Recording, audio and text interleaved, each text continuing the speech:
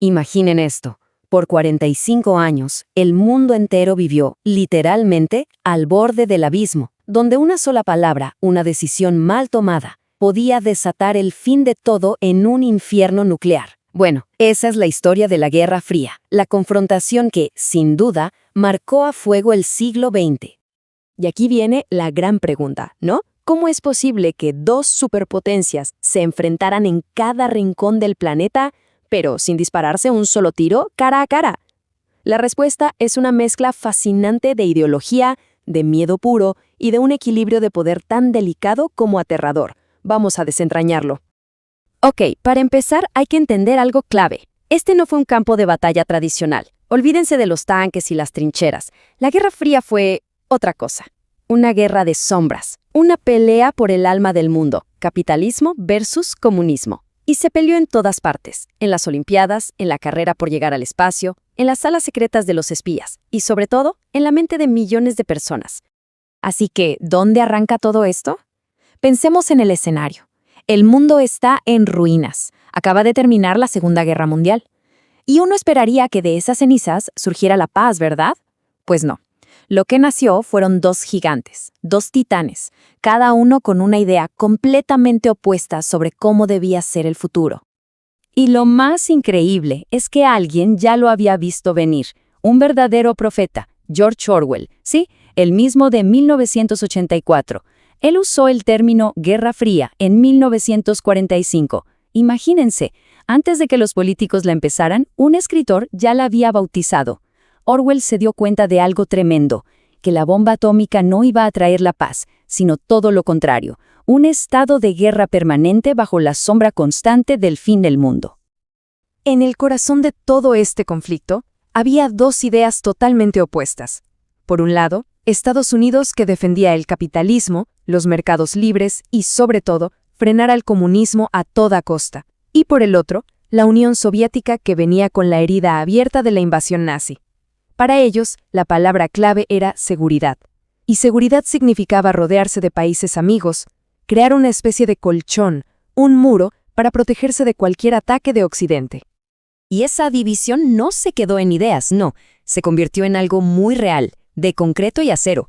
Así nacieron dos alianzas militares gigantescas, la OTAN como el gran escudo de Occidente, y en respuesta el Pacto de Varsovia, la lanza del Este. Aquella famosa frase de Churchill, el telón de acero, dejó de ser una metáfora, se convirtió en una cicatriz real que partió Europa por la mitad. Bueno, con el tablero de juego ya dividido, la tensión empezó a subir, hasta volverse casi insoportable. Cada pequeña crisis, cada roce era como dar un pasito más hacia el precipicio. Aquí es donde la historia se pone realmente tensa. Y la cosa fue escalando sin piedad. A ver, primero fue Berlín, una ciudad partida en dos, donde Estados Unidos y sus aliados demostraron que no iban a dar su brazo a torcer. Después, Corea. Ahí la Guerra Fría se calentó de verdad y corrió muchísima sangre. Y luego el Muro de Berlín, quizá el símbolo más cruel de esa división. Y con cada uno de estos episodios, el mundo se acercaba peligrosamente a ese momento que nadie quería que llegara. Miren bien este gráfico. No, en serio, mírenlo. Esto no son solo barras de colores. Es el electrocardiograma de un planeta a punto de sufrir un infarto masivo. Es la locura de la carrera armamentista, una espiral de paranoia total. Y la lógica detrás de esto era terrorífica. La única manera de que no me ataques es que sepas que si lo haces, yo te destruyo a ti y a todo lo que conoces. A esto le pusieron un nombre oficial: destrucción mutua asegurada. ¡Qué nombre, eh! Tan preciso como demente. Pero la competencia no era solo aquí en la Tierra, ¿qué va? La pelea se fue hasta las estrellas. El espacio se convirtió en el nuevo gran campo de batalla. Cada satélite que se lanzaba, cada cohete, era como un misil ideológico. Cuando la Unión Soviética lanzó el Sputnik, fue un shock, una humillación para Estados Unidos. ¿La respuesta? Poner un hombre en la Luna. Fue, como dijo Armstrong, un gran salto para la humanidad, sí, pero fue un salto con la bandera de Estados Unidos clavada en suelo lunar. Y ojo, que las palabras podían ser tan letales como las bombas. En 1956, el líder soviético, Nikita Khrushchev, soltó una frase que heló la sangre de medio mundo. «Los enterraremos». Imagínense. En Occidente sonó a amenaza nuclear directa. Luego él aclaró que se refería a que el comunismo enterraría económicamente al capitalismo.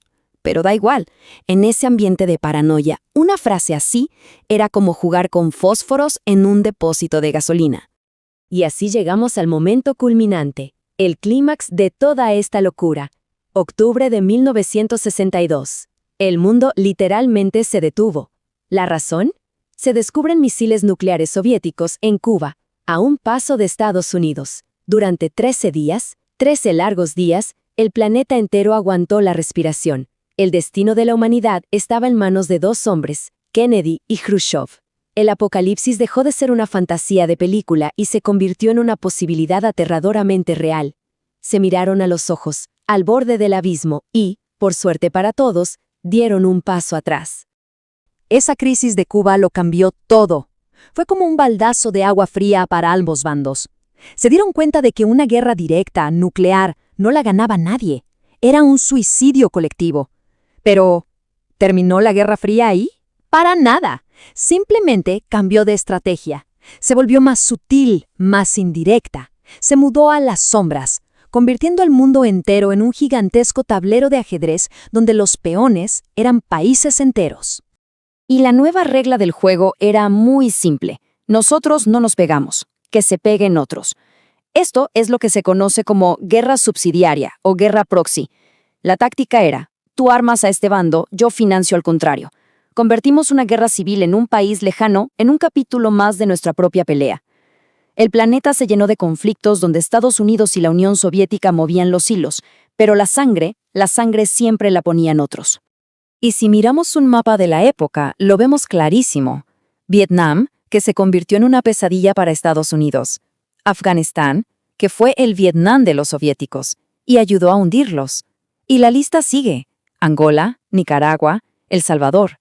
Lugares que de repente se encontraron en el centro de una guerra que no era la suya.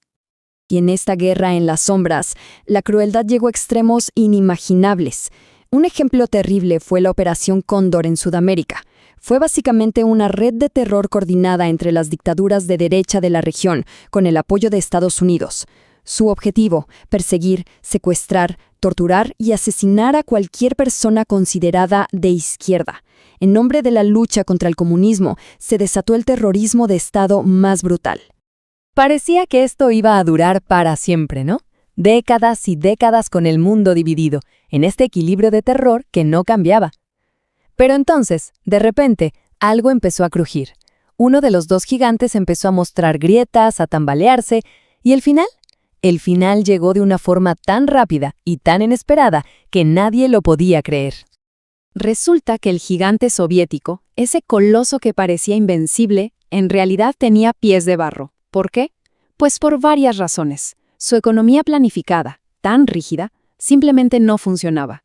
El gasto militar era una locura. Se comía un cuarto de toda su riqueza, dejando a la gente sin lo básico. Y para colmo, la guerra en Afganistán se convirtió en un agujero negro de soldados y dinero. El imperio se estaba pudriendo por dentro. Y en medio de esa crisis aparece un personaje clave, Mikhail Gorbachev.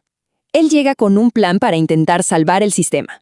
Y su plan tenía dos nombres que se hicieron famosos en todo el mundo. Perestroika, que significaba reestructurar la economía, abrirla un poco. Y Glasnost, que era apertura, más libertad, más transparencia. La ironía de la historia es que Gorbachev quería salvar al comunismo, pero al abrir un poquito la ventana, lo que entró fue un huracán que se lo llevó todo por delante. Lo que pasó después fue un verdadero torbellino. En 1989, todo se aceleró. La Unión Soviética anunció que ya no usaría la fuerza para mantener a sus satélites de Europa del Este, la famosa doctrina Sinatra, porque cada uno lo haría a su manera. Y ¡pum!, cayeron como fichas de dominó, uno tras otro. Y el 9 de noviembre de ese año, la imagen que dio la vuelta al mundo. La gente, con sus propias manos, derribando el muro de Berlín. Fue una fiesta increíble. Apenas 2 años más tarde, en diciembre de 1991, la bandera roja de la Unión Soviética bajaba del Kremlin para siempre. Se había acabado. Y así, la Guerra Fría terminó. O, al menos, eso es lo que dice la historia oficial. Pero pensemos un momento en el mundo de hoy. ¿No vemos resurgir viejas tensiones? ¿Viejas líneas divisorias? conflictos en ciertos lugares que nos recuerdan mucho a esas guerras proxy, queda una pregunta en el aire. ¿Realmente terminó la Guerra Fría?